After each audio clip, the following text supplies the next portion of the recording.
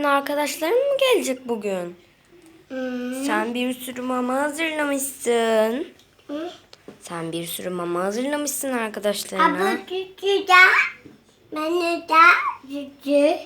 Evet. Cücü de. Bu da cücü. Hadi be. Asya kapı çaldı. Hadi bakalım. Ay acaba kim geldi? Asya bak çilek gelmiş. Çilek gelmiş. Al bakalım çileği. Al. Evet. İki kişi oldunuz. Ama Asya üçüncü nerede? Asya üçüncü nerede? Üçüncü nerede? Üçüncüyü de bulalım. Bak üçüncünün yemeği burada. Acaba ne zaman gelecek? Asya ne zaman gelecek? Asya kapı çaldı yeniden. Hadi kapıya bakalım. Asya bak Mini gelmiş. Evet Mini gelmiş. Mini'yi de al içeri.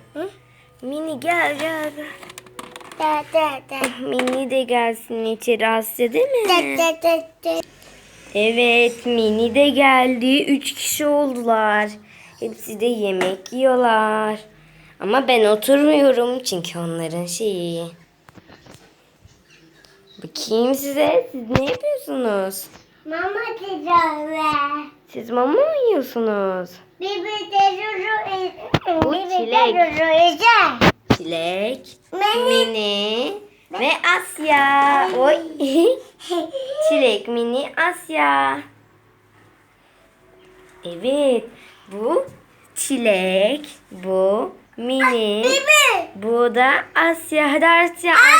Hadi Asya arkadaşlara bay bay yap. Baba.